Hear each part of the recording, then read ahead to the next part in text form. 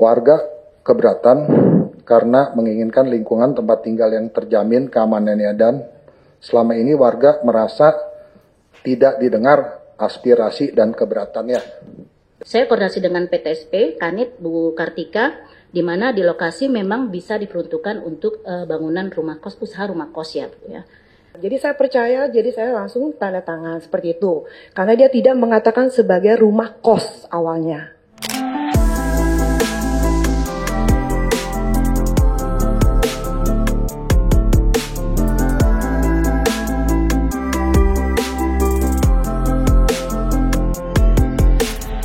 Ini pengaduan tentang penolakan rumah kos di Komplek Kartini 64 C1 RW 2 RT 15 Kelurahan Kartini Kecamatan Sawah Besar.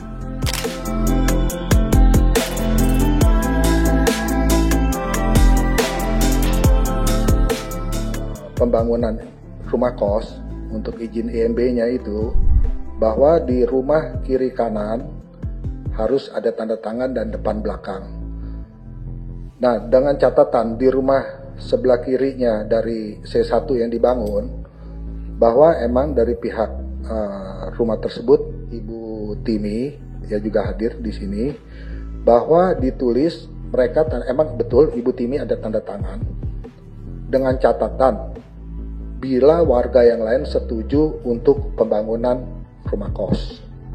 Selanjutnya, begitu rumah kos itu mulai dibangun, ternyata dengan tanda tangan yang tidak ada catatan bahwa tetangga setuju atau tidak ada, itu dihilangkan. Kedua, alamat izin IMB yang sampai hari ini terbit di IMB tersebut yang tertempel di bangunan yang sedang dibangun rumah kos tersebut, lokasi RT dan RW berbeda, semua berbeda jauh sekali. Di IMB itu juga dicantumkan izin rumah tinggal, cuma bukan sebagai rumah kos yang ditempel di bangunan tersebut, IMB tersebut, yang sekarang dibangun. Warga keberatan karena menginginkan lingkungan tempat tinggal yang terjamin keamanannya dan selama ini warga merasa tidak didengar aspirasi dan keberatannya. Di sini Pak Daniel sudah bermohon melalui kuasa hukumnya, bahkan sudah berkali-kali bermohon ke Pak RT, namun tidak ada memang mendapatkan tanda tangan.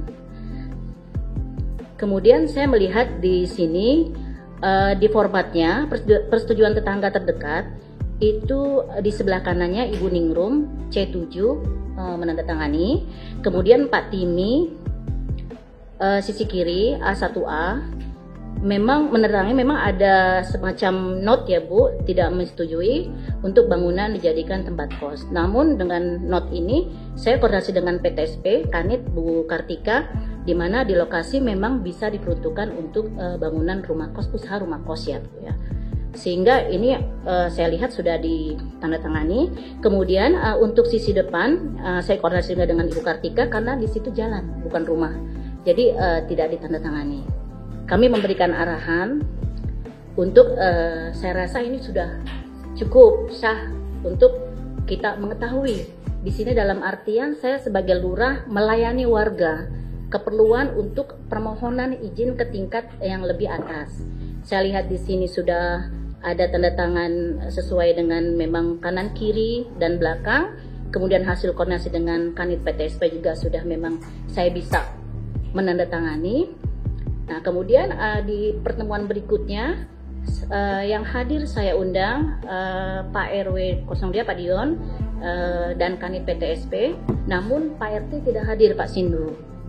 Bahkan mohon izin saya flashback balik, saya kontak Pak Tommy pun WA, namun di dalam perjalanan Pak Sindu respon telepon saya meminta Pak Sindu tolong hadir aja, jika memang Bapak tidak mau menandatangani, mungkin ada surat pernyataan. Jadi saya percaya, jadi saya langsung tanda tangan seperti itu. Karena dia tidak mengatakan sebagai rumah kos awalnya. Kemudian setelah waktu berjalan, tiba-tiba datang lagi 2 orang. Dia bilang baru diutarain bahwa itu adalah rumah kos. Saya di situ kaget, saya bilang wah, kalau memang rumah kos saya tidak akan mau, saya bilang gitu. Karena memang di komplek kita itu benar-benar murni sebagai rumah komplek tinggal. Beda dengan komplek sebelah, di mana adalah Pak RW-nya sendiri itu pun buka kos. Saya tulis note bahwa kalau memang dikasih rumah kos itu saya keberatan.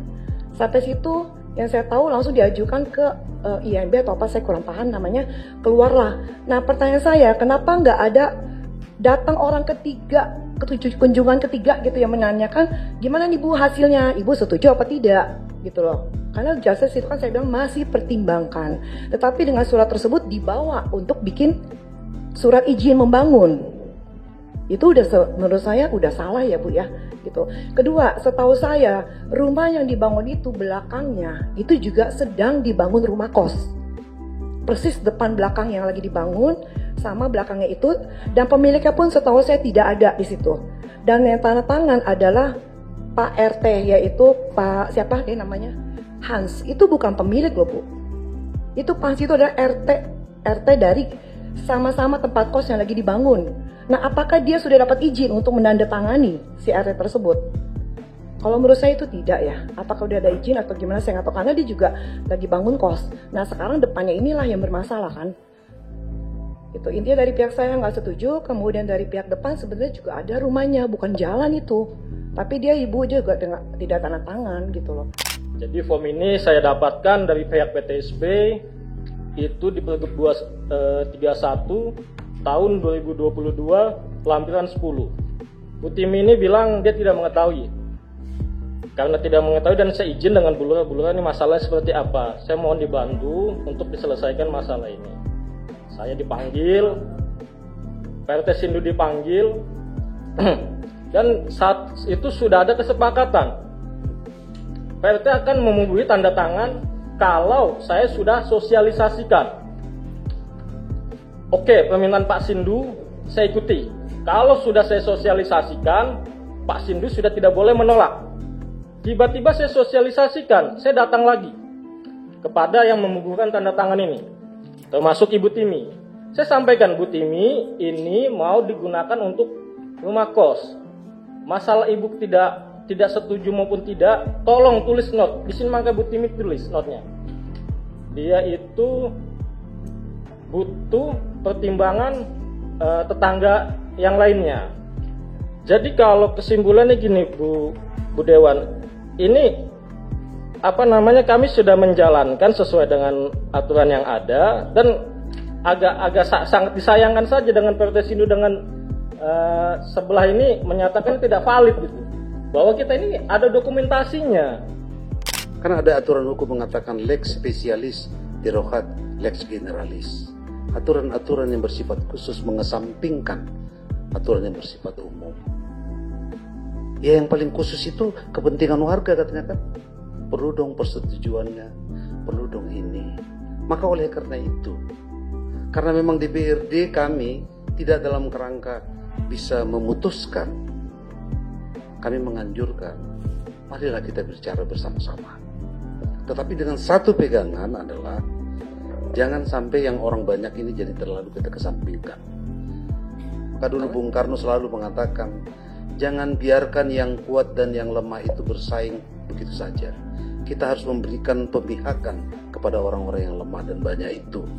Karena kalau kita biarkan begitu saja, yang terjadi adalah survival of the fittest. Yang kuat pasti akan meninggalkan yang lemah. Yang lemah ini nanti ya selalu dirugikan. Agraria perkotaan atau pertahanan perkotaan itu memiliki banyak hal tentang fungsi, dua hal. Pertama adalah untuk hunian, yang kedua adalah untuk tempat usaha. Kalau di daerah itu biasanya ada pertanian, perkebunan, dan sebagainya. Jadi kalaupun ada kemudian tanda kutip ya potensi sengketa, kurang lebih potensi sengketanya itu seperti itulah itu. Rasanya kita pastikan bahwa hasil pertemuan ini bisa mendatangkan solusi buat kita semuanya. Saran saya, semua punya niat yang baik. Tadi sampaikan juga oleh Pak Lampot bahwa eksekutif juga ada monitoring nih dari ombudsman dan sebagainya. Rekan-rekan juga punya kepentingan psikologis harian. Setiap detik, setiap menit, setiap jam kan kurang lebih kayak gitu ya. Kayak gitu. Nah, jadi mungkin saya sarankan siapkan satu waktu tapi nanti di sini konsolidasi ketemu nanti di kantor lurah disiapin, nanti mungkin dari kita ada satu dua orang datang, coba nanti kita temukan solusi yang terbaik.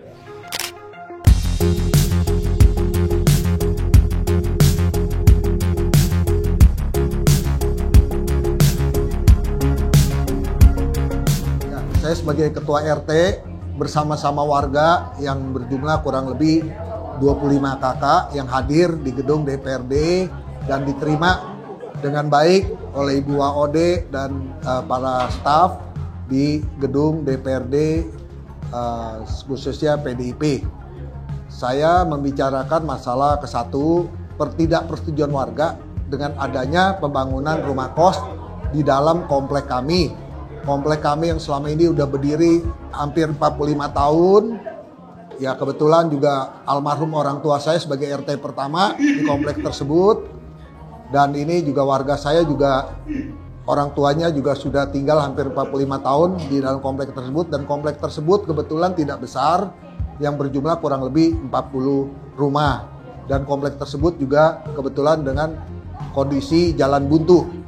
Jadi tidak berhubungan dengan jalan lain dan warga di luar komplek. Dengan adanya pembangunan rumah kos, warga menolak karena tidak adanya persetujuan dari warga yang karena dengan notabene bahwa lingkungan yang tidak memungkinkan, karena bila ada kehidupan rumah kos pasti hiruk pikuk di daerah situ, ketenangannya sudah tidak ada, dan dalam masalah juga kemungkinan dalam masalah parkir mobil karena rumah di sana rata-rata kapasitas di depan rumah itu 2 parkir mobil. Di dalam itu maksimum 1 lantai dipakai untuk parkir mobil itu hanya 4 kendaraan mobil. Nah itu satu pertanyaan kita yang nanti akan selanjutnya bila terjadi rumah kos akan terjadi ketegangan dengan warga khususnya. Seperti itu.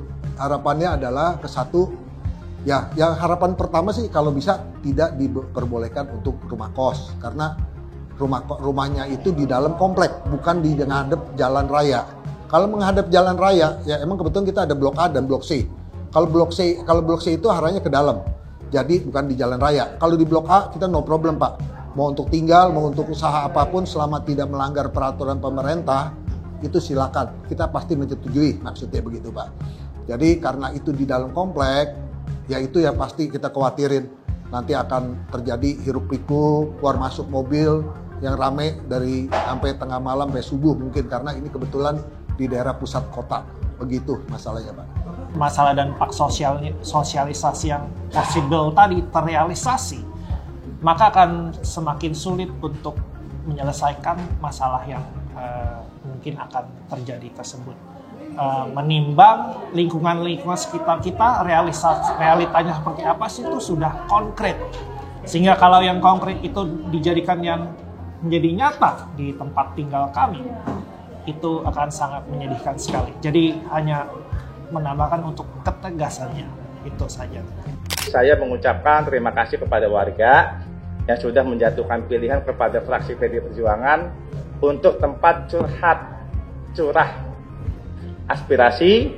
Semoga ini menjadi mendekatkan kita semuanya dan kami dari fraksi PDI Perjuangan bisa mengoptimalisasikan fungsi kerja politik legislatif. Mediasi yang tertunda oleh Bu Lurah, nah diadakan lagi Bu Lurah. Kami nanti tempatnya di mana kami bisa diundang, nanti DPRD bisa diundang dan atau tenaga ahli kami yang datang. Nah kemudian Bapak Ibu juga harapannya tadi ketika Bu Lurah akan undang hadir disampaikan aspirasinya. Nanti kita akan kirim perwakilan dan menjembatani apa solusi terbaiknya. Bapak Ibu warga RW 2 RT 15 Kelurahan Kartini tetap semangat, pasti ada jalan keluar terbaik buat kepentingan warga masyarakat situ, buat kenyamanan warga masyarakat di situ. Pak Asisten terima kasih ngerepotin hadir, Pak Kabak juga makasih, semua Bapak Ibu, teman-teman DPRD terima kasih. Mohon maaf apabila ada kekurangan penerimaan kami dan tadi terlambat, tetap semangat. Terima kasih juga sudah percaya kepada PDI Perjuangan. Merdeka! Billahi taufiq wal hidayah. Wassalamualaikum warahmatullahi wabarakatuh.